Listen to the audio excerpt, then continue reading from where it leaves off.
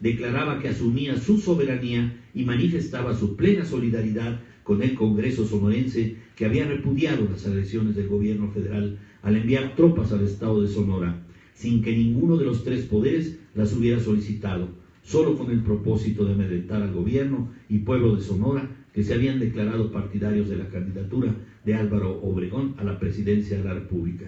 Como se sabe, el presidente Carranza apoyaba abiertamente la candidatura de Ignacio Bonillas y hacía todo lo posible por someter a los gobiernos estatales con el fin de obligarlos a respaldar dicha candidatura. El defensor más elocuente y apasionado del proyecto de decreto fue Oley Leiva, quien logró vencer las reticencias de algunos diputados que se oponían con el argumento de que temían por sus vidas si se aprobaba, lo cual además enfrentaría al Congreso guerrerense con el gobierno federal. Desde ahí, mi Félix, ya hay disidencia, ¿no?, con el gobierno federal y el gobierno central. Es parte de la historia de Guerrero. Es muy curioso que es la constante en donde se centraliza la guerrilla más importante que luchó contra Luis Echeverría, ¿no?, y otros presidentes que ya mejor ni me quiero recordar. El gobernador en turno, Francisco Figueroa Mata, acudió al recinto legislativo y manifestó su total simpatía y apoyo al proyecto de decreto, así como al licenciado Rodolfo Neri Lacunza, quien también compareció en representación del Tribunal Superior de Justicia del Estado en la histórica sesión del 20 de abril. Las pocas dudas que quedaban se disiparon cuando Leiva dijo que en el estado de Zacatecas había ocurrido lo mismo que en Sonora y que el envío unilateral de tropas a dichos estados vulneraba su soberanía. Con voz vibrante, aquel legislador de 25 años dijo: si se nos corta la cabeza, que sea siquiera en defensa de los ideales, obrando con virilidad, en una palabra, que no nos importen las consecuencias, porque la muerte entonces será gloriosa. De lo contrario, la vida sin gestos de protesta será indigna. Y finalizó su emotiva intervención diciendo: las grandes causas en la vida se alcanzan con grandes sacrificios, y aunque la vida es importante, es más importante la vida de la patria. El proyecto de decreto fue aprobado por unanimidad. Obregón se encontraba en Chilpancingo y tras un mitin que tuvo lugar frente al Palacio de Gobierno, donde el licenciado Eduardo Neri lo presentó al pueblo de Guerrero, marchó a Iguala, donde se le unieron centenares de partidarios. Penetró en Morelos, donde la tropa se hizo más numerosa y llegó triunfalmente a México poco después de que Carranza abandonara la ciudad en una dramática huida que concluyó, como ya saben todos, trágicamente en Tlaxcalantongo, donde fue asesinado. Oley Leiva, al terminar su encargo electoral, instaló su bufete en la Ciudad de México y se dedicó simultáneamente a la cátedra, habiendo sido maestro de lógica y ética en la Escuela de Altos Estudios, Derecho Penal y Procedimientos en la Escuela Libre de Derecho, Derecho Público General, nociones de Derecho Constitucional Mexicano y, como ya dijimos, Legislación Social en la Universidad Popular. En 1924 se le nombró vocal de la Junta de Vigilancia de Cárceles, adscrita al Departamento de Gobernación del Distrito Federal, y en junio del mismo año asumió el cargo de asesor militar de la jefatura de la guarnición de la Plaza de México. Así ingresó al ejército con el grado de general brigadier. Su eficaz desempeño en este cargo determinó que se le nombrara magistrado del Supremo Tribunal Militar con el grado de general de brigada, donde estuvo hasta 1930. A partir de ese año se dedicó exclusivamente al estudio del derecho y al ejercicio de su profesión de abogado. Por esa época sostuvo una intensa relación epistolar con los más destacados juristas españoles. Ahí les va, mis queridos compañeros, amigos, excompañeros de derecho.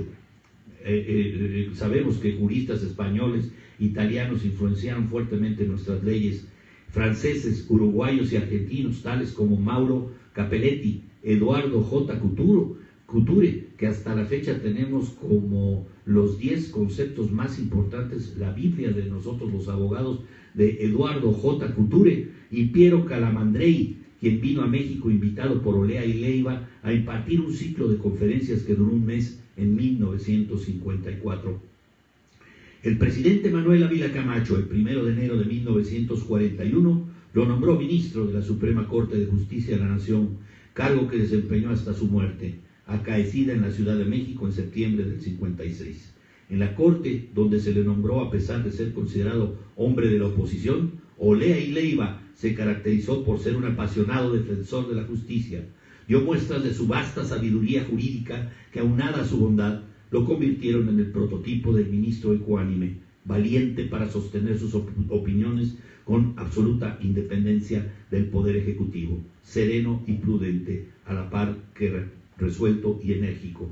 A su pertinaz iniciativa se debió que en el vestíbulo del edificio de la Corte se levantara la estatua de Manuel Crescencio Rejón, junto a las de Ignacio L. Vallarta y Mariano Otero, como saben ustedes, los promotores del juicio de amparo y de las leyes de amparo que todavía hasta la fecha están vigentes.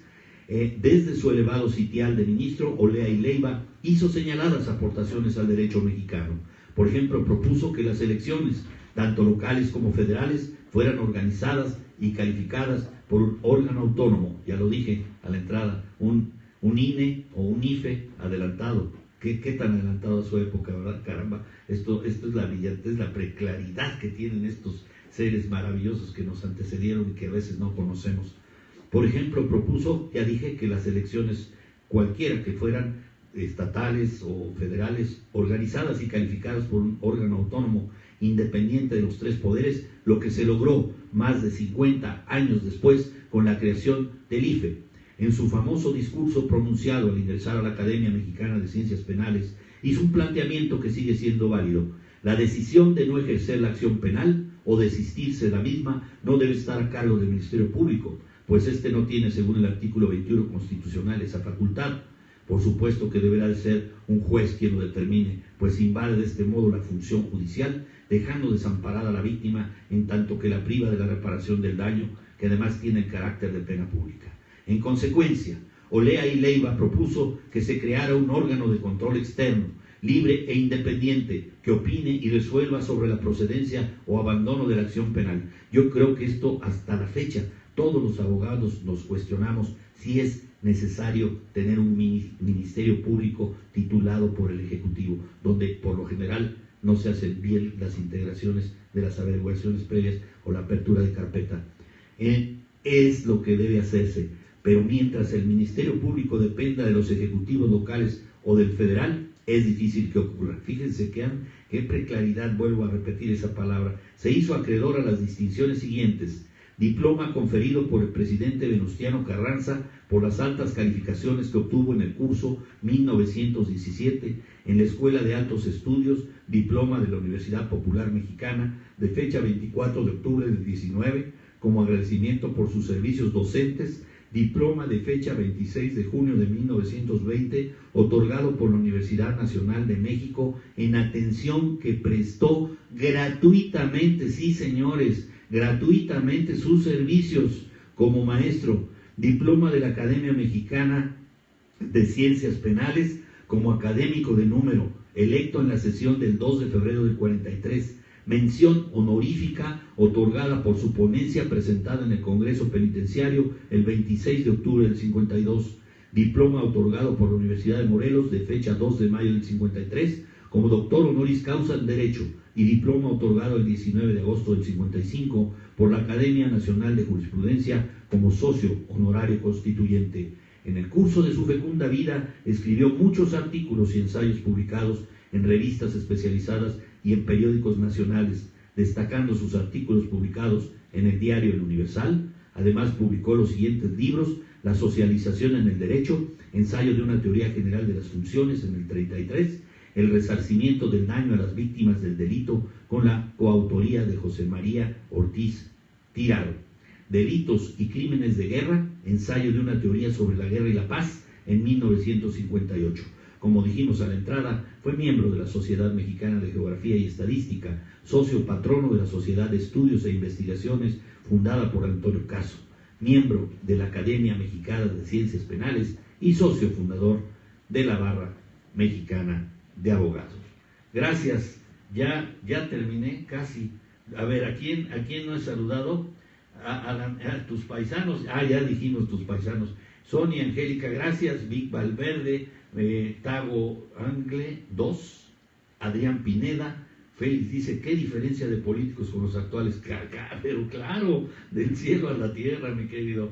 Lulu Luna, Alejandro Ramírez, Anino Faut, Luis Herillo, Fernando Medina, Benjamín García, a todos los que me hicieron el favor de acompañar el día de hoy en Cápsulas en Gotas, me despido con todo cariño. Gracias, mi Félix, gracias, Sony, gracias a todos mis amigos, a mi querida Alice, a todos los que me acompañaron el día de hoy. Vine un poquito más activo ahí a Periscope. Rubén Rubalcaba, gracias por verme, me despido de esta sesión, los veo mañana. Mañana nos vemos en Personas y Bienes y Personas, en el tenor, en el cuadro, en el marco de referencia de la seguridad en México y en el mundo, que por cierto, mucha inseguridad en el norte con este señor Trump. Verdaderamente es triste y lamentable que estemos padeciendo pues toda la sociedad en su conjunto como víctimas de este tirano, de este dictador que es pro-nazi, entre otras cosas. Mañana lo veremos y lo platicaremos con mucho gusto. Me despido como siempre, su amigo Armando Valencia, el Chief. Fuerte abrazo a todos. Gracias. Adiós. Hasta mañana. No me dejen de ver. Chao.